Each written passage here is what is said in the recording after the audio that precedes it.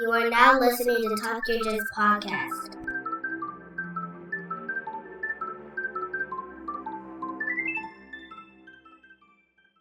To the Talk Your Jits podcast. This podcast is, as the name implies, all about jiu-jitsu. I'm your host, Lamar Smith, and today's guest is a blue belt who trains at ISO Health, located in Allendale, South Australia. Ladies and gentlemen, Nathan Hughes. Hi, Lamar. How you going? How's it going, brother? Good, man. It's cold and wet and windy here in Adelaide, which is very rare for this time of year. Yeah, it's starting to get cold and wet here, so I understand. Oh, yeah, we're 2 days from summer, so it's very unusual. Damn. Yeah. We had about, I think, probably about 6 inches of rain overnight, which is wow, thunder and lightning and you name it. So that's my kind of weather right there. Yeah. All right, man. But first and foremost, man, I would like to, say thank you for taking some time out, being on the episode today with me. Greatly appreciate that. My pleasure. All right, man. Well, let's get this ball rolling, man. Without further ado, if you want to formally introduce yourself again, by all means, and let's hear about your jiu-jitsu journey. Yeah, cool. So, Nathan, as you said, Adelaide, South Australia, trained under Matt Jones. Been training with Matt since about 2013. Owner and founder of Continuous Flow BJJ as well, which is a BJJ apparel brand. 48 years old, so I'm an old man. So I just train for fun now. I'm not looking to compete or be a Masters champion or anything like that. So, yeah. Okay, so how did you start? How did you start doing jiu-jitsu? So I've done martial arts since I was a kid. So just started with the more traditional stuff like judo, karate, taekwondo, those sorts of things. And then when I got a bit older, I started doing Jeet Kune Do and Kali with a guy called Nino Pillar here in Adelaide. Then I did some Muay Thai with Alan Wong for a while as well. And then just with the growth of the UFC and so forth, I thought I'll try some grappling. Thinking that, I'm like 6'3", 260. So I'm like, this grappling thing, I'll be fine. I know how to look after myself. I'm a big guy. I'm strong. I'm fit. And then the first two people I rolled with were a guy called Lachlan Warren, who's now a black belt under Lachlan Giles, and Craig Jones. And these guys were like 16, 17, 70 kilos soaking wet. I'm like, these kids, I'm just going to get rid of them. I'll just push them off. They went, and I was so wrong.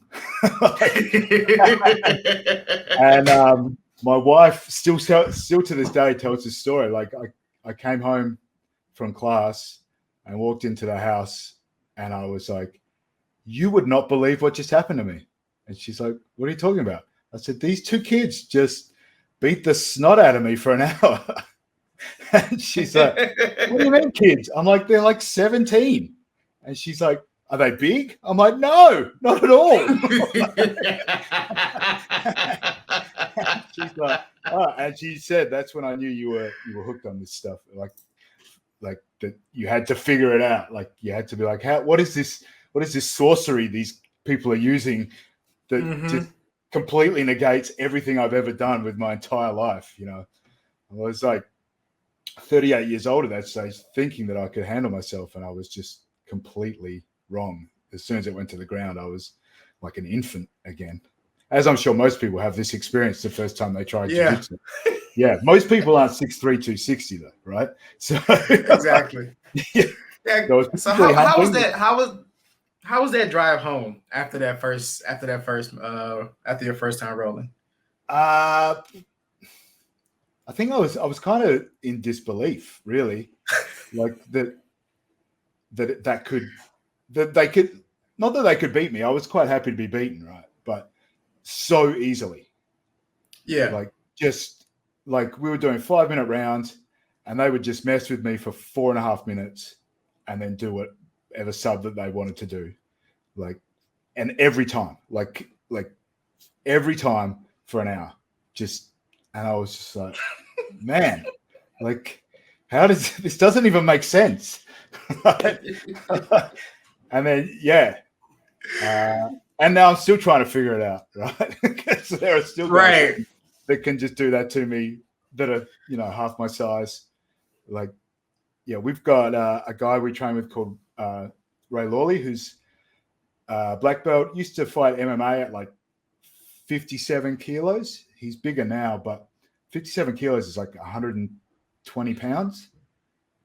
Mm-hmm. And I still can't get anything going against that guy. Like when we roll together, it's just, he's literally half my size. And but that's the point, right? Yeah. That's kind of the whole gist of it, man. Like, it's one of those, I think to me, like, jiu-jitsu has to be one of the most humbling sports out there, because there, you go in that mindset of thinking like, yeah, I'm a big, strong guy. There's no way I should have to worry about this little guy here. And those be the worst ones. That's why I think the churn rate is so high with jiu-jitsu, because a lot of egos can't take that. Like, to just be shut down completely physically by a guy that's half your size. You have to have a pretty healthy ego to be able to come back and do that again the next day and the next day and the next day and repeat for decades, and I think as well, the little guys, that's why they're the most dangerous, because the little guys that stay they have to become so technical to handle the bigger guys. So if you're a black belt under 150 pounds, I'm scared of you. You make me nervous. That's it. If you're a black belt over 150 pounds, I'm scared of you too. It's I've kind of had that same experience a little bit when I first started training first time ever rolling on the mats. One of the guys that I rode with was small. I probably had a good 50, 60 pounds on this guy. And I got manhandled. There was nothing I could do. I felt completely stuck. And the whole time in my mind, I'm like, what is wrong with me? I'm thinking something's wrong with me. I'm like, what is wrong with me? The longest car ride home. Like, I'm in the car just thinking to myself, like, man, there's nothing I could do. Like, I'm just replaying the scene back in my head, just like, there was nothing I could do. And then, like, I get home, my wife is like, oh, how was it? And I was like, it was okay. It was cool. But I didn't want to say like, I got destroyed the whole time I was there. But I was like, I gotta figure this out, man. Ain't no way. Yeah. I remember so you can't do advanced classes till you're a blue belt where I train. And so I got my blue belt in 2017, and I was pumped to start doing advanced classes. And so I go to the next advanced class, which is a no-gi class, and I'm the only blue belt there. Like, everybody else there I think there were like 2 purples, a bunch of browns, and a couple of blacks. And once again, I got demolished for 90 minutes. And then I always like text my wife when I'm coming home, like, just, you don't need me to pick anything up or like some milk or whatever. And she where I train is like 15, 20 minutes from my house. So I text her, like, I'm headed home. Do you need me to pick anything up? She replies, no, all good. And then I just sat in my car and vagued out for like 25 minutes. And then I come to, I get a text from her. He's like, are you all right? Have you been in an accident? I'm like, no, I'm still in the car park. Just contemplating my life's decisions. Oh yeah. I think that's a part of jiu-jitsu a lot of people don't think about, is those days where you just sit in the car just like, man, what the hell am I doing? Like, there's no reason I should be here. I find that jiu-jitsu for me, a lot of it is super counterintuitive. Like I tend to zig when I should zag a lot. And so like when you do take stock of what happened, like you mentioned, like you're thinking about what should I have done? Whenever I come up with a solution, it's generally wrong. Like I'll come back, I'll be like, yeah, I should have done this when he did that. And then it's like, oh, that made it infinitely worse. Yeah. I can't explain how many times I've like, rolled before class or whatever, and did something stupid, and then I got like my instructor is teaching, and I'm just sitting in the back like, damn it, and everybody looking at me like, you all right? Like, oh nah, just something happened earlier. I was trying to figure out, and damn it, I should have did it then. So yeah, or the 3 a.m. you wake up, you're like, that was the escape. I know that one. I knew it. Just like, come on, let's run it back. We got to go back again. Come on. Yeah, I got to call the guy. Like, I'll meet you there. Like, Jim, 20 minutes right now. Yeah. All right. So, so you just do it. I mean, you say you just really just getting into it. Have you competed or thought about competing? So I can. Like I said, I started in 2013. Well, I actually started jiu-jitsu in 2010. Was there for like a month, hurt my back moving house, and just never went back. And when I went back, that club wasn't there anymore. So then I started for reals, I guess, in 2013. In 2014, I got my first stripe, thought I'll compete. And in the fourth match, ruptured my ACL. Like completely, absolutely gone ACL. So I was, and by this stage I was nearly 40. Had to have a full, almost a year off the mats, like 2 months off work. I was no. Do I really, like the juice isn't worth the squeeze? It's something that my instructor says a lot, and for me now, if I had to have another year off the mats, like I'm 49 in about 8 weeks. If I got to take another year off for another serious injury like that, I don't know if I come back, So I just roll for fun now. Yeah. I got a consolation medal, so if that makes it any better. Set year off the mats, couple months off work. Well, I got a little shiny little medal. That shiny piece of bronze plastic, man. Oh man. Yeah. Which I don't even know where it is, to be honest. The medal of shame. That's the risk, man. Because I've been training for like 6 years, and I've done a couple tournaments. Plan on doing more. But that's the kind of thing that kind of like tinkles in the back of my mind. Like, man, I would hate to get injured, because it's not like we're getting paid for this. It's not like, this is ADCC or this is Worlds or, And so guys it's are like, out there. man. There's this, I don't know if you know this saying, but there's a saying in Australia called they're playing for sheep stations, which means like people are taking it super ultra seriously, right? Mm-hmm.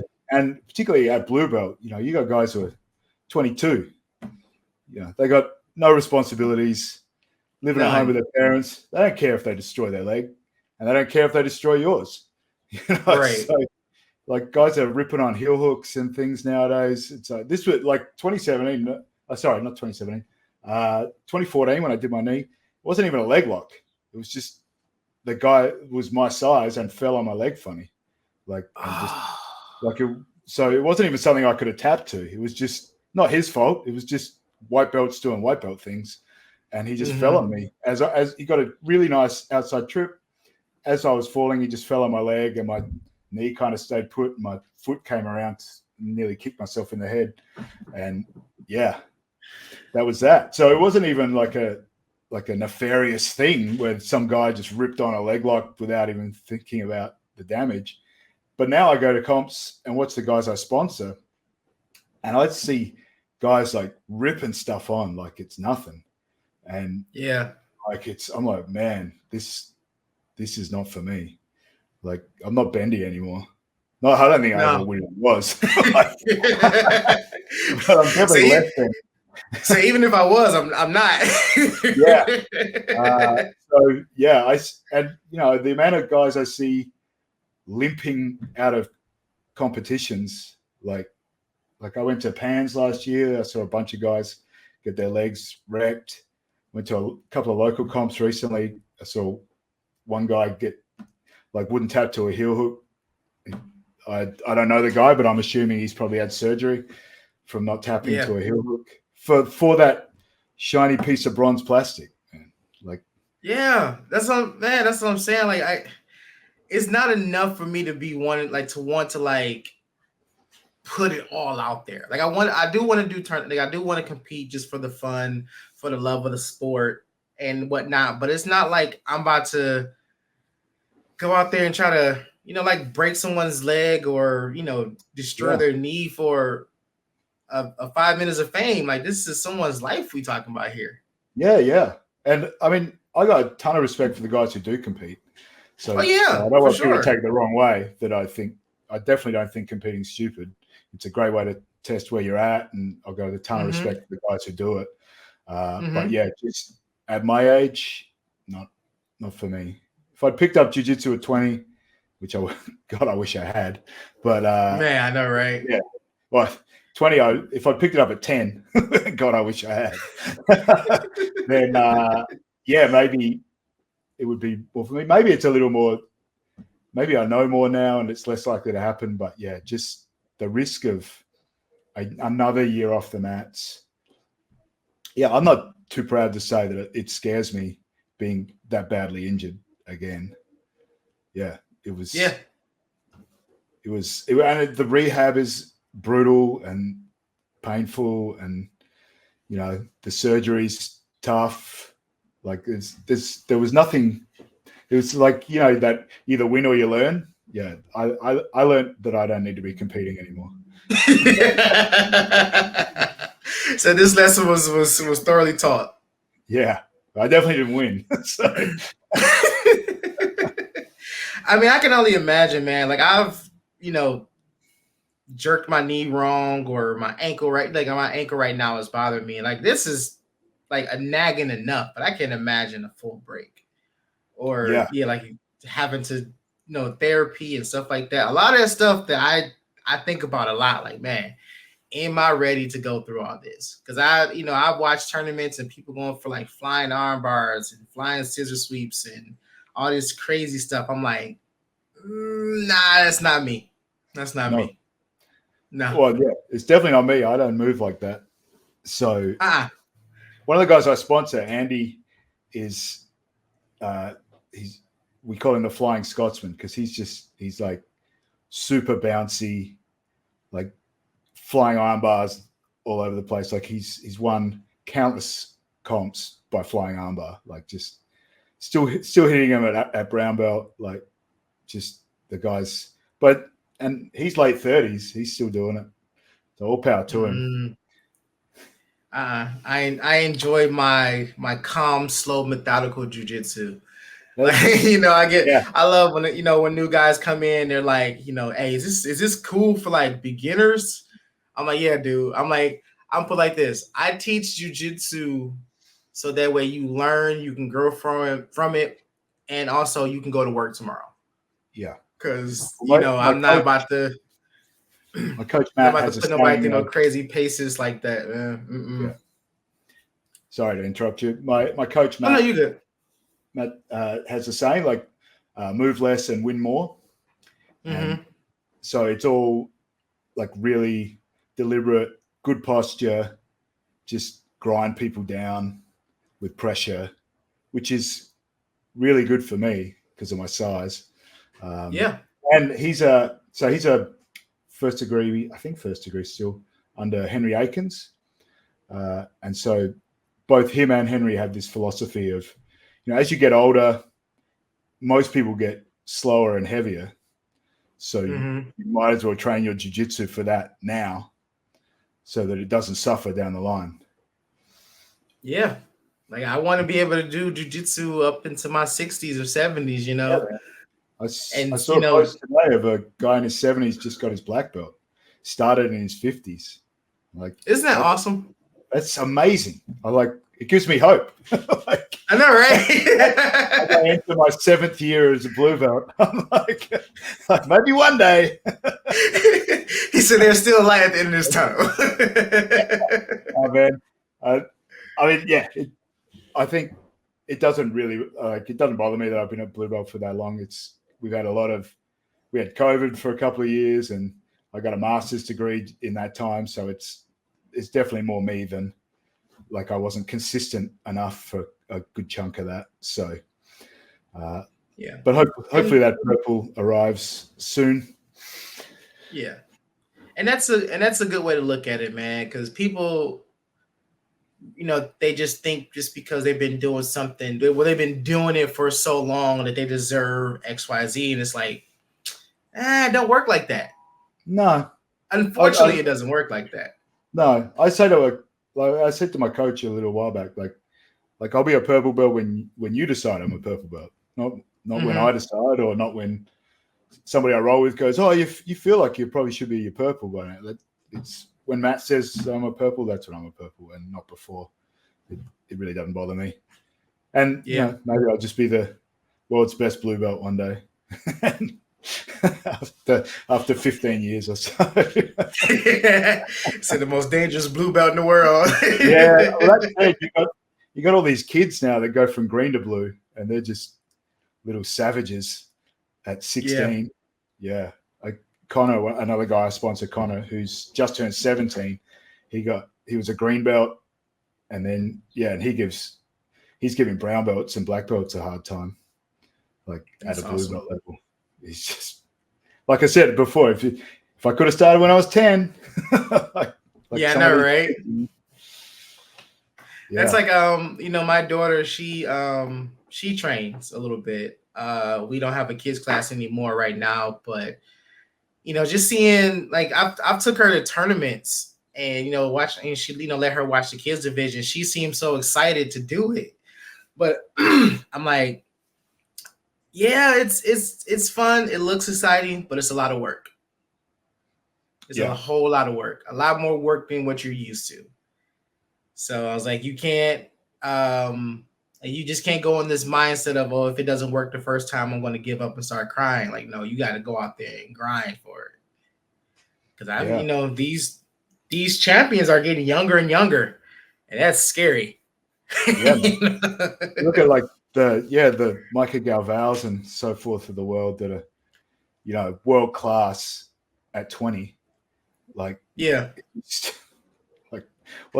hope does an old man have?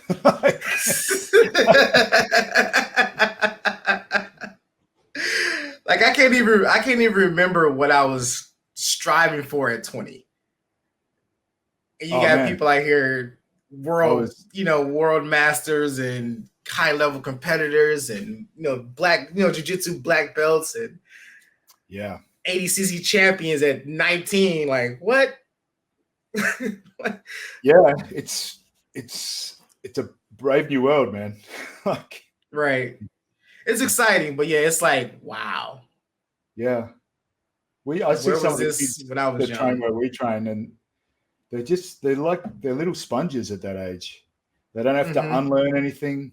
They don't and everything that you tell them just goes in and gets assimilated into their game almost immediately. It's awesome to watch. Yeah. Oh yeah.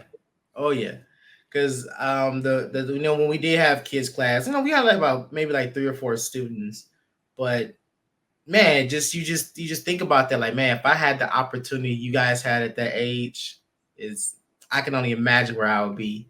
So it's very, very fun seeing the younger generation come up and take this sport by storm, and just doing some amazing stuff with it, bringing it to the forefront. Yeah. I don't have kids of my own, but I tried to talk my sister into getting my niece to do it, but I got a hard no on that one.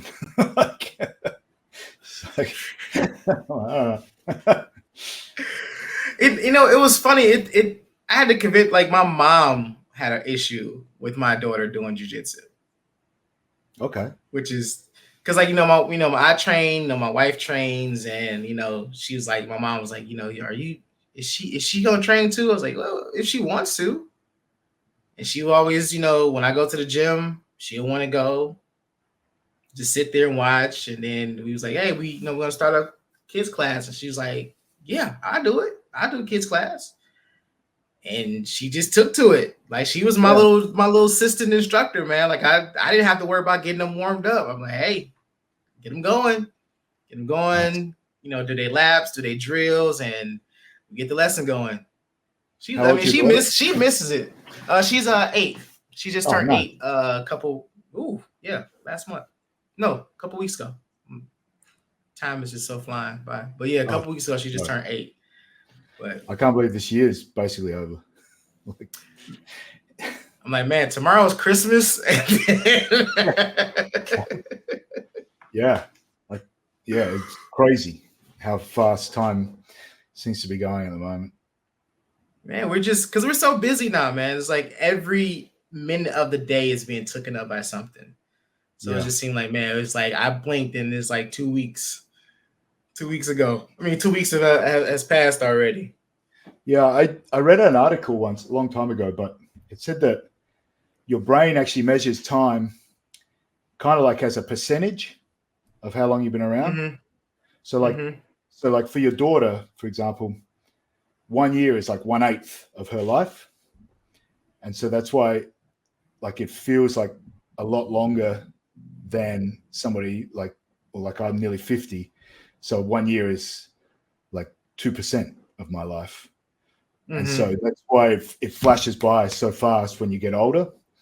And so it's going to be crazy when we get to like 80. Another year's gone past. Right, we just got here. Like I just sat down. Yeah, wasn't New Year's yesterday? No, it's tomorrow. All right. They just keep coming around. Right. Just hold on for the ride, man. That's all we can do. Oh man, just do the best you can. Try and look after the people around you and try and be happy. That's really the best you can do. That's it, yeah. So you mentioned earlier, you said you have apparel brand, Continuous Flow. Yeah. So I started that in 2016. So December 1st, 2016. So it's our 7-year anniversary in a couple of days. Oh, sweet. Yeah. So at first I started it purely. So my favorite movie is Predator, that classic Arnold Schwarzenegger movie. And I just wanted a rash guard with a Predator on it, and nobody made one. So a friend of mine I used to play basketball with called Nahum, shout out to Nahum, is a professional illustrator. So I just called him up and said, hey, I got this idea for a design. Do you think you could draw that up for me? And he's like, yeah, I can knock that up for you. So he drew it up. I loved it. Put it on a rash guard, and I thought maybe I'm not the only person in the world that wants a Predator rash guard, right? A lot of people like that movie. So I did a Shopify. Shopify had a deal going for first month free. So I just built a site and put them up for sale and posted some stuff on Facebook. And, we sold, I don't know, about 30. I was like, all right, cool. I was still working. I had a really well-paying job at the time. So I was just doing it as a side thing. I'd come up with a silly idea. We do a lot of like pop culture, jiu-jitsu crossover, sort of like parody designs. So I just, I'd come up with a silly idea and go to Nahum and say, hey, can you draw this? And he'd draw it, and we put it on a rash guard. We put it on the site, and we'd see what we sold. And it kind of rolled like that until this time last year, really. So this time last year, I was still working like a corporate job. I was managing 2 states in Australia for a software company, getting paid really well for doing it. And then in August of last year, I got misdiagnosed. I really want to emphasize the miss. diagnosed with lymphoma. And so I spent 6 weeks of last year thinking I had cancer before they realized that they'd made a mistake. And I had something called sarcoidosis, which is nowhere near as dangerous or as problematic.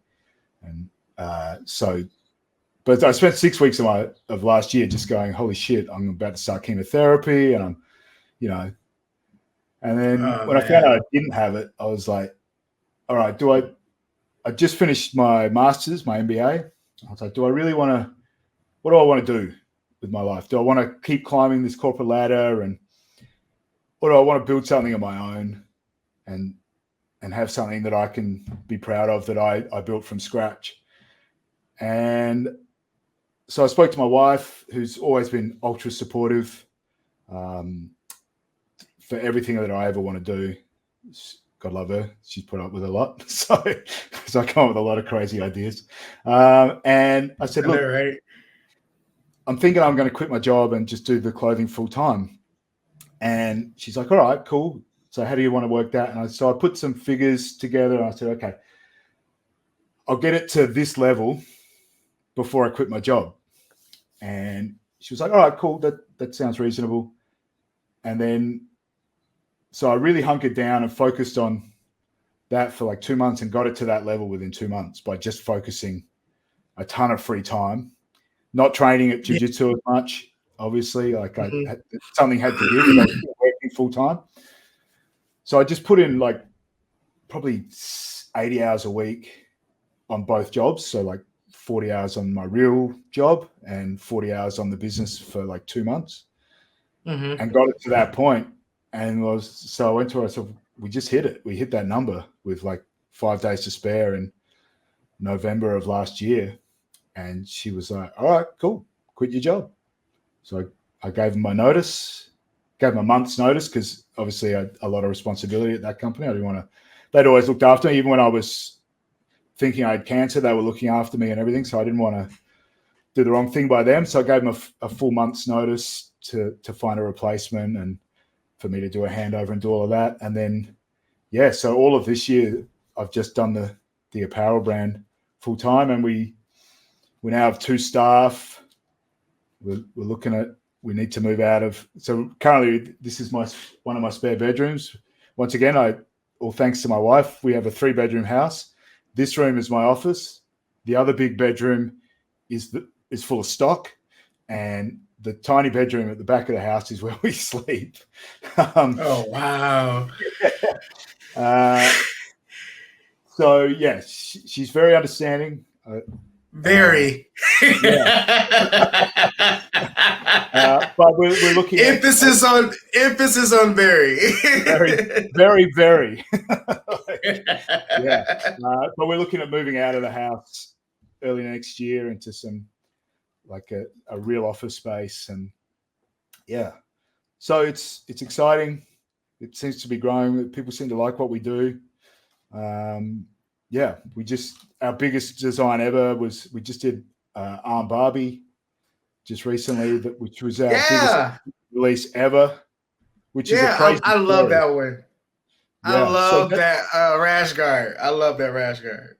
So normally our designs are, like I said at the start, I did it based on Predator. So it's normally an IP that I really love that I rework. And I wasn't big into Barbies as a kid. That might surprise a lot of people, but it was never really my thing. But there's a 5-year-old girl in Victoria. Her brothers wear some of our designs, her older brothers, but we do a lot of horror movies and things like that. So not really a 5-year-old thing, but her dad messaged me and said, hey, we love your gear. She had this idea for Arm Barbie. Do you think you could make it? And I was like, yeah. So normally with our designs, like I use 2 local designers, Naam, who I mentioned earlier, and Greg. We're both excellent. They're world-class, these guys. Like they've worked for massive corporations in the US. And so I'm very lucky that they tolerate me.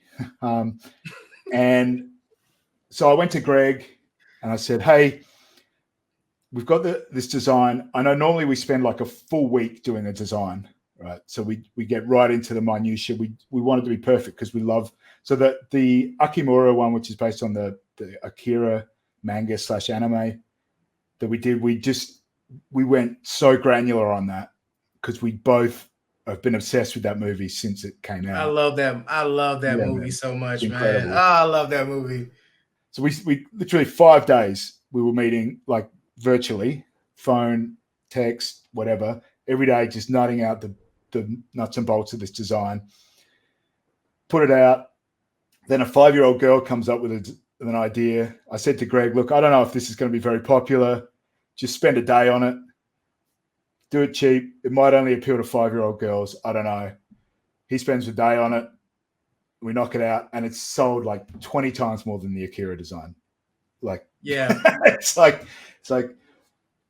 why did we spend so much time on that design when we could have just not? Like I love that Akira one because it's very nostalgic. It's one of my favorite animated movies. But the Arm Barbie one, dude, when I saw it, I was like, this is the most craziest thing. But it's so simple, but it's so unique, and I'm like, oh, that's dope. That's such a clever idea. Whoever came up with that, shout outs to her, man. Yeah, Maya, thank you. We sent her a free kit. Like she got a full like rash guard, spats, shorts, the whole works for nothing. We made sure she got looked after. You can see there's photos of her on our Instagram rocking the gear that her parents sent me to post. So yeah, thank you, Maya. We appreciate it. Man, that's awesome. Anyone who watches this now is going to send me an idea. Like, yeah, like it's gonna happen. It's gonna happen. You're gonna get so many ideas. But that's cool though, man. That's cool that you were able to, thanks to the wife, take that leap of faith and start your business and it's flourishing like that. Because everyone loves a good rash guard. Everyone loves a good rash guard. And everything is getting more colorful. It is. I mean, when I started, nobody was really doing it. This parody stuff. Like I don't know anybody that was doing it back in 2016. It was all like there's a couple of guys like Miyakatsu was doing some cool stuff with Seymour was doing like ape designs and things like that, which I really loved. I had one of his I'm a ginger, so he did one with an orangutan that I loved. So I bought that. I wore that until it was like see-through. Like it was that thin. Oh yeah. But no one was doing the pop culture sort of thing. And now I see it like everywhere. Like we did, which I don't want people to get the wrong idea. I'm not offended by or anything. Like it's flattery's the best compliment and all of that. Flattery's the best compliment? No, that's not right. But imitation is the best. Imitation is the best form of flattery. Something like that. Yeah, Oscar Wilde. He said it way better than me. Like, so yeah, I'm not upset about it. Like heaps of people are doing it. Jiu-Jitsu's a cool community. I love everybody and hope the best for everybody. But now it's like you said, it's got a lot more colorful. Nogi's obviously exploded in that time as well. Like, and yeah, it's cool to see people expressing themselves through not just the art, but the art, yeah. I mean, I know you do you do art yourself. I think I saw on one of the podcasts when I was checking out what you do when you contacted me. So yeah. Yeah, I do. I got one behind me, this Goku and Master Roshi one behind me. But yeah, I love paint. I love painting, I love anime, love drawing. So whenever I can, I like to sit down and put some stuff together, Yeah. I mean, you've got to. I don't have the talent, but thankfully I have the friends who have the talent. So I just have to come up with some silly little play on words, and they just make the magic happen.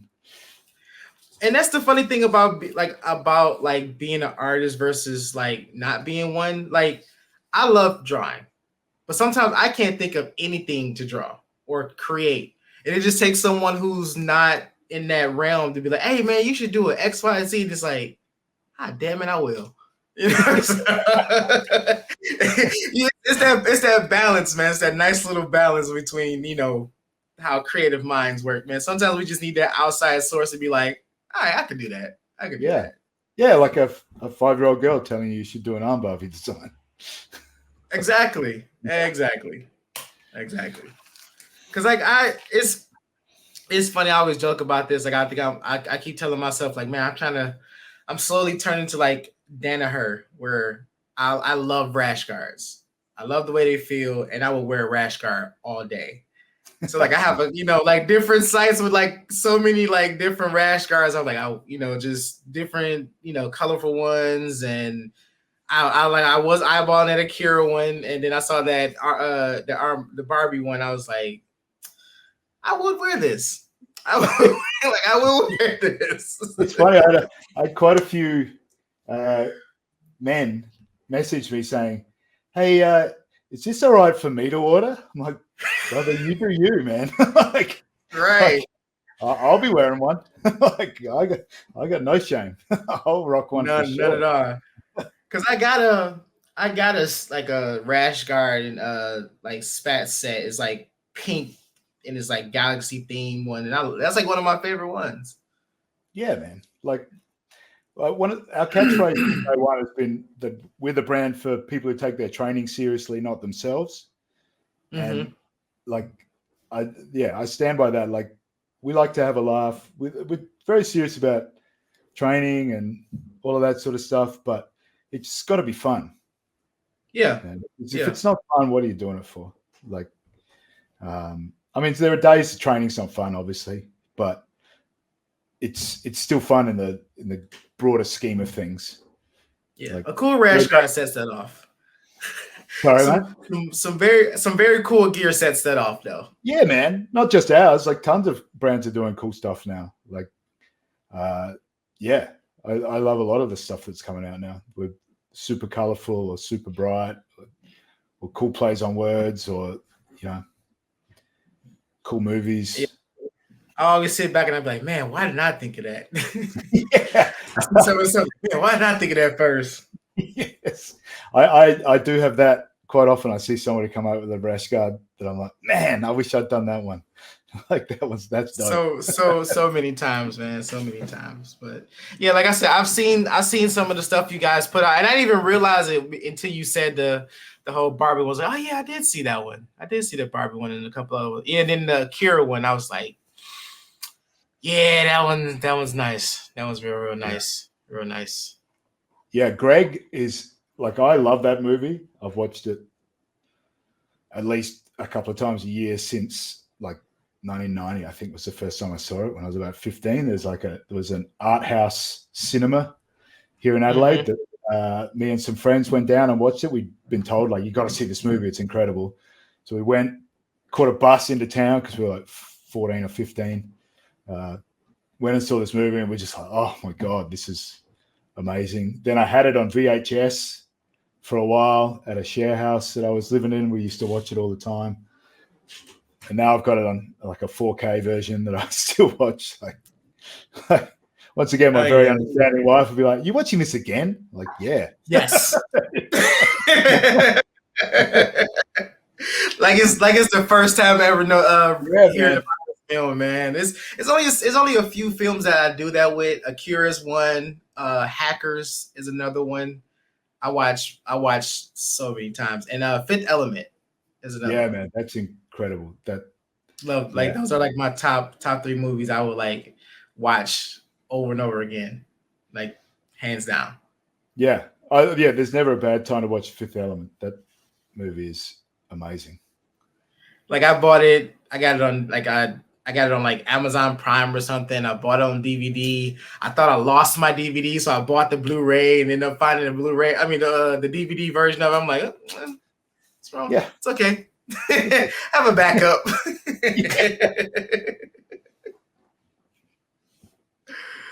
Oh man. All right, Nathan, man. We have a staple here at Talk Your Jits podcast, man. We ask everybody that comes on the show, your top 3 people, no particular order, past or present, who would you love to get a chance to roll with? Mikey Musumeci. Yep. Once again, another little guy that would absolutely wreck me. But yeah, I just love. He's always so happy and always so positive. At least he seems to be. Always has a great message. So I really like him. Hodger Gracie, big guy. I think I could learn a lot from him. And probably Hickson, but obviously Hickson's got a lot of health issues right now. So Hickson 20 years ago, once again, just because I would learn so much. 10 years ago. Last year. Right now, he would still wreck me, I'm sure. But yeah, I mean, I want full strength Pride Hickson. Oh man, I know, right? It's like I know you're sick, I know you did lose some things. I know you will still kill me, but let's go. Yeah. Just give me 3 minutes. I don't know. I know it's not gonna take the whole 3 minutes, but please. Yeah. How many times can you get me in 3 minutes? Let's play that game. It's right.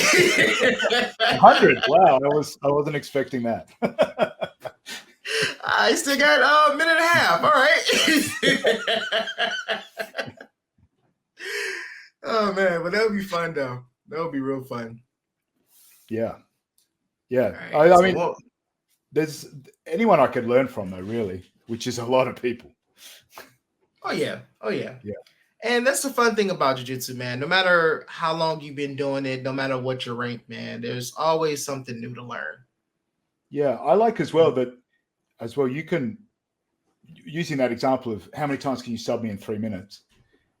And then we both shake hands and walk away and go to work the next day, right?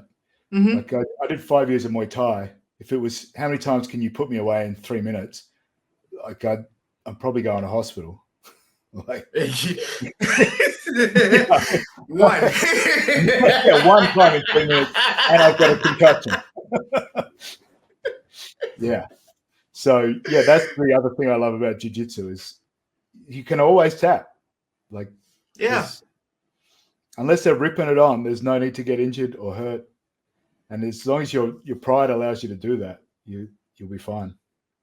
Yeah, I can't tell you how many times I've rolled with like my instructor, for example, and we're going. He'll, get a submission. He'll lock in a submission, and we both know, like, yeah, you got it, and we'll just keep going. He'll let it go. Yeah, we'll keep going. Yeah, man. But we start the advanced classes where I train start with like a catch and release for that's the warm up. So you can't submit anybody. And you can't hold a position for more than a count of about 10 to 15 seconds. So if you get to mount, you can't just hold mount. You got to try and work something. You got to move to like a side mount or a triangle, or move to side control or north south or something like that. You just got to keep moving. But you can't put anybody away in those 15 minutes. It's exhausting. Like that. Yeah. It's a very intense warm up because you just. Like, in all the martial arts I've done, the better you get, the more rest you can find. The first time you go to Muay Thai, you cook yourself because you just like this. But over time, you learn to find time to breathe and all that sort of stuff. And the same's true of jiu-jitsu. As you get better, you find a dominant position and you catch your breath and all that. But if you can only hold that position for 10, 15 seconds and you got to keep moving, you don't get that time to breathe. Like that. Neither do they, though. So they can't only knee ride you for 10 seconds. Yeah, that's cool. I like that. All right, Nate, I got some rapid fire questions for you, man. So let's see, just kind of picking your brain on some stuff. You ready? Let's go. All right. Cross choke or cross choke or clock choke? Cross.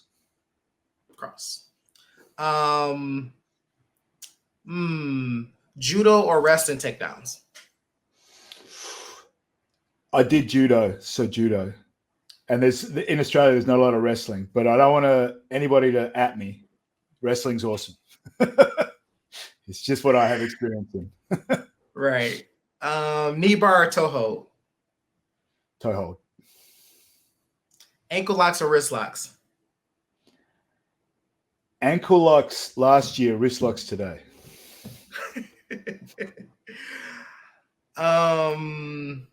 Let's see. Figure four grip or guillotine grip? Figure four. Mount or back control? Mount. I like a good back control. I know you don't agree.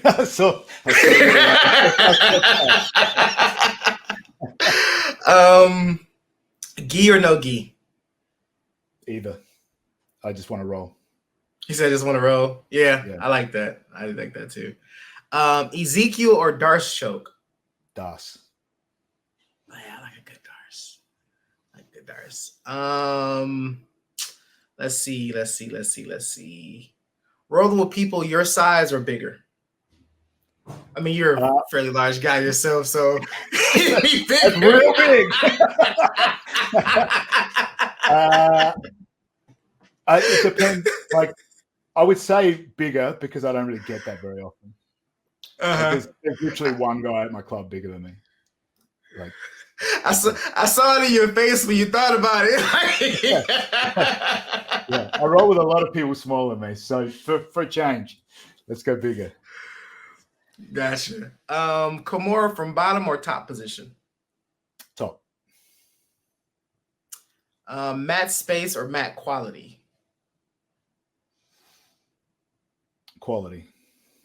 Yeah, there's not like I need some plush mats in my life, man. Yeah, man. We got real nice. So when Matt started the club, he had those jigsaw mats, so this thick, about those tatami mats, 2.5 inches thick.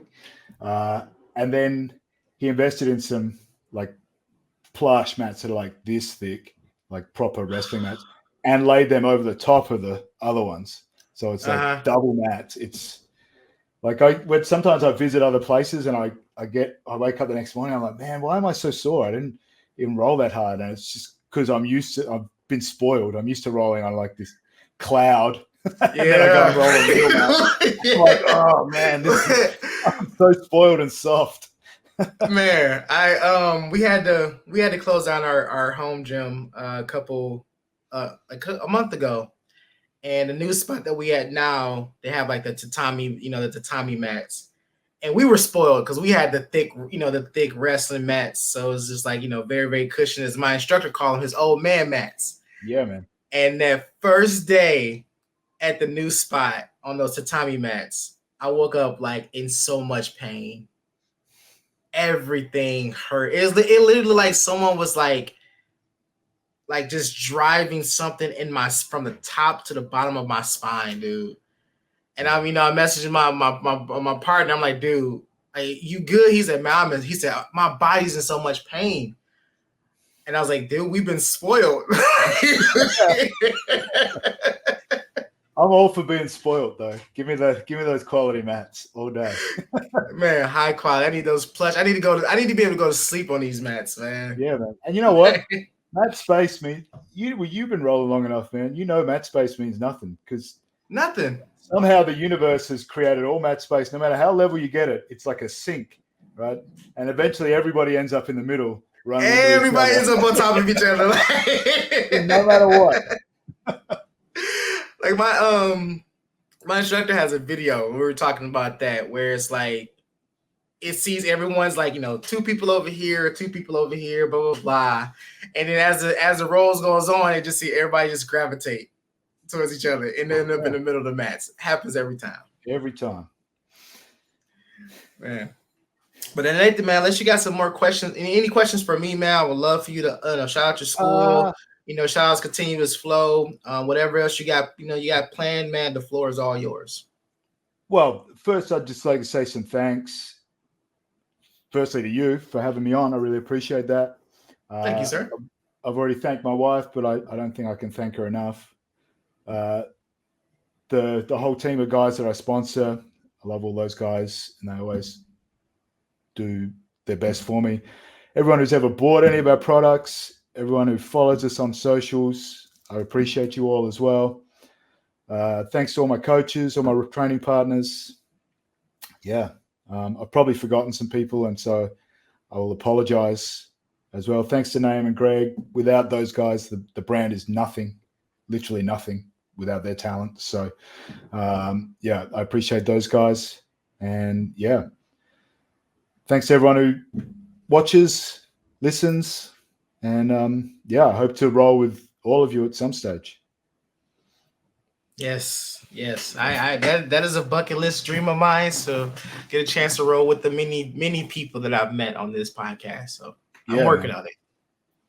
Well, you're lucky. You're in the US, man. A lot of the jiu-jitsu community here in Australia is microscopic compared to what you have over there. Like we punch well above our weight. There's 3 guys from my hometown in ADCC finals. We got just over 1 million people here. And we got Craig Jones, obviously, that everybody's heard of, but then Declan Moody just qualified for the 99 kilo bracket, and Isaac Michelle just qualified for the 88 kilo bracket on the weekend. So, yeah, we do really well, but the community here is tiny. And you've got people that are a 1 hour flight away. Yeah. I'm just jealous, man. That's all it is. I'm in arm's reach of a lot of high level people here, man. And like I said, it's a goal of mine to go and see all these other schools though, for sure. Yeah, man. If you ever get to Australia, you let me know. We'll make sure we catch up. Definitely. You're on my list now. Yeah, nice. The good list. The good list. Oh, yeah, it's a good list. Everyone's on the show is on the good list, and no one has made me think otherwise. Yeah, awesome. All right, man. Well, that's the end of today's episode. I would love to thank Nathan again for coming on the show and blessing us with his jiu-jitsu knowledge. Hope you guys enjoyed. Please go and follow our Facebook, Instagram, and YouTube page to stay up to date on all future episodes. This has been Talk Your Jits Podcast. Keep rolling, keep grinding, and remember, long live jiu-jitsu. Have a great day.